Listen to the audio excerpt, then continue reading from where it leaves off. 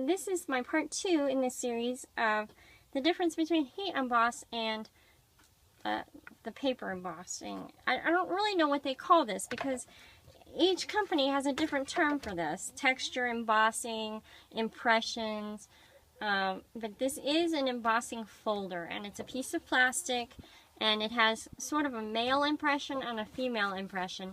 And once you stick the paper in and you run it through the Big Shot, it gives you an embossed raised image.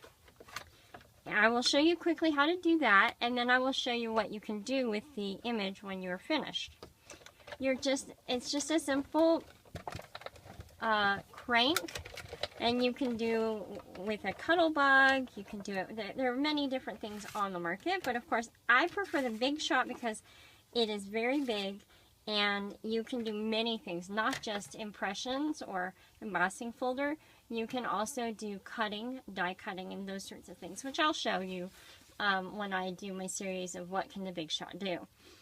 But you can see on here that it's raised, and I have many different designs, and these are really inexpensive. You can buy them on clearance. I've purchased most of these for $1, if not less than $1. This is one of my favorites. It's a button image. So when you do it, you could actually cut these out, and then you would have cute little buttons to go on your image. Okay, so you can see that it can be addicting, just like most craft supplies. But each one of these has a purpose, and I've used almost every single one. Okay, so once you've done the impressions, what do you do with it? I mean, it's pretty easy to tell what you can do with heat emboss, but what can you do with the textured paper? Well, look at it. I mean, now, this is a die cut and a impression folder that I have. And this is kind of an intermediate project because you have to line it up just perfectly. But I love them so much. There's so much that I could do with this. Like I could just paint the raised image and give it even more dimension, which is really fun. And then, you know, I love all things French.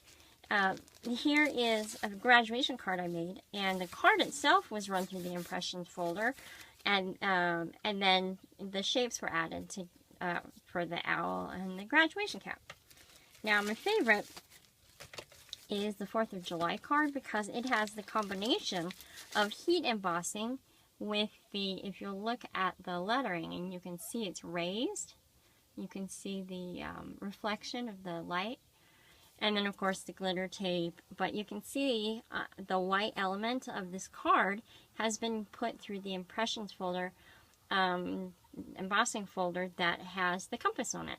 So we have lots of options that you could do. So for this one, I could just cut it along here, glue it onto the front of a card, and do something, or even fold it like, well, this kind of is upside down, so that wouldn't work. But you know, cut it, add it to a card, and then put something on here like just a note from me, or I'm missing you, or something, you know, something like that, or je t'aime, or something like that. There are so many ideas, but I just wanted to show you the difference between heat embossing and traditional paper embossing. And if you're interested in all the different things that the Big Shot can do, I will be working on those eventually. I'm just trying to get caught up on all the things that need to get done. But please check out my website.